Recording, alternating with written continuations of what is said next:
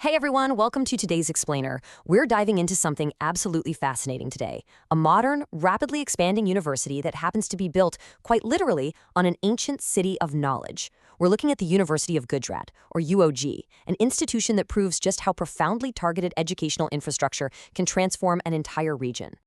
But before we even touch on the history or the architecture, I want you to keep a massive, honestly surprising number in the back of your mind: 73%. Seriously, 73%.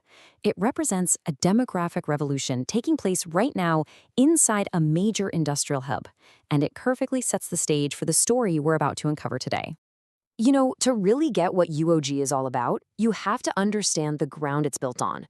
For a long time, the Gujrat region in Punjab has affectionately been nicknamed Khita-e-Yunan, which translates to the part of Greece. Why? Well, long before any modern concrete was poured, this region possessed deep, deep ancestral roots in academic culture and prestige, much like the philosophical hubs of ancient Greece. Knowledge is practically baked into the region's DNA. So here's how we're going to break this down today. We'll cover the Khita-e-Yunan legacy, scaling the modern campus, academics and digital frontiers, and finally, empowering women in industry. Let's get right into it. Section 1. The Khita-e-Yunan legacy. Building on sacred ground. The real estate history here is just wild, almost poetic, really. It all starts way back in 1575, when a Muslim ruler, Rai Bular Bhatti, donated land for spiritual purposes. Fast forward to 1905, and a Hindu magistrate named Lala Kaidar Nath built the sprawling 25-room Haveli right on part of that footprint. By 1937, the academic spirit formalized with the establishment of Zamindar College. Then, in 1949, Fatima Jinnah herself actually inaugurated a women's college right there in the Haveli. Finally, all of these historical threads beautifully culminated in 2004 when the official University of Gujrat charter was signed. Okay, so that 2004 charter, the vision there was incredibly strategic. Spearheaded by then Chief Minister Chaudhry Pervez Elahi, the government's primary goal was to completely decentralize higher education. Instead of basically forcing every ambitious student to migrate out to crowded cities like Lahore or Islamabad, the idea was to plant elite, top-tier educational infrastructure directly into regional hubs, bring the education to the people. Moving on to part 2, scaling the modern campus, from Haveli to Hafiz Hayat.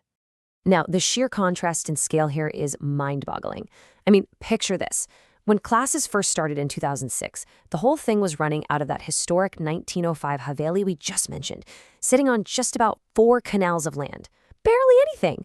But literally 1 year later, in 2007, operations exploded outward, shifting to the massive 368-acre Hafiz Hayat main campus. Going from a historic house to a sprawling modern estate practically overnight is an incredible architectural feat. But that creates a huge logistical puzzle, right? When you build a massive campus way outside the city center, how on earth do the students actually get there? Well, UOG casually developed and now operates what is widely cited as the longest university bus fleet in all of Pakistan. This transport network is an absolute lifeline.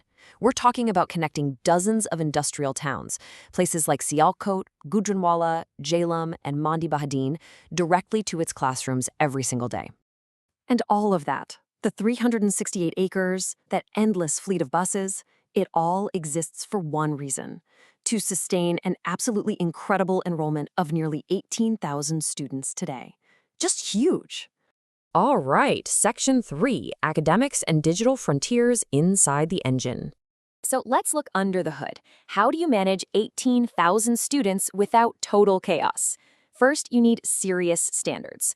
To maintain rigor across 120 different degree programs, they use a strict absolute grading system. We don't need to read every single row, but just look at that top tier. To get an A+, a perfect 4.0 GPA, you need an 84.5% or above.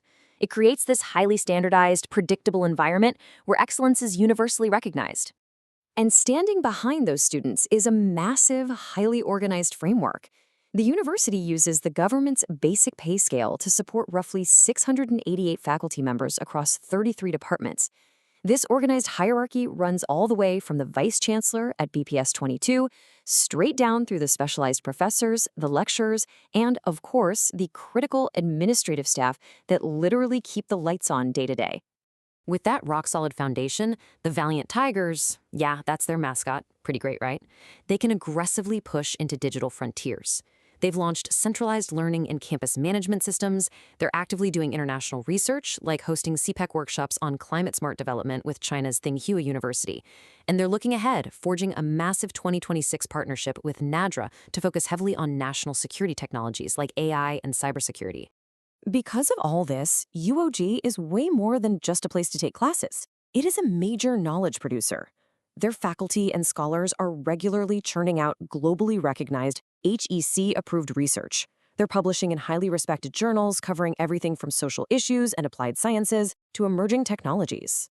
Which brings us to Section 4, Empowering Women and Industry, the Ultimate Impact. This is where the grand strategy really clicks. UOG sits smack in the middle of what's called the Industrial Triangle, a region famous for massive manufacturing and export industries. By supplying highly skilled, cutting-edge human resources locally, UOG is actively reversing the regional brain drain. They're literally transforming a purely manufacturing zone into a sophisticated, knowledge-based economy. And here is the most crucial takeaway. Remember that 73% I mentioned right at the start of this explainer? Well, 73% of UOG student body is female. That is huge.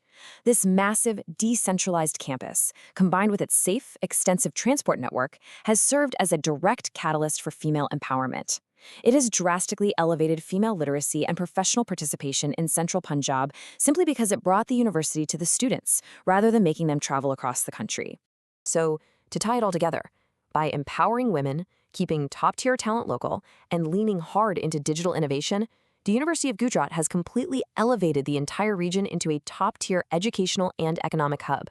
It proved, without a doubt, that the original 2004 vision of decentralization actually works.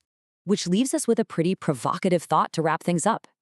If just one decentralized campus can literally rewrite a region's entire economic and gender landscape in barely 2 decades, where should the next city of knowledge be built?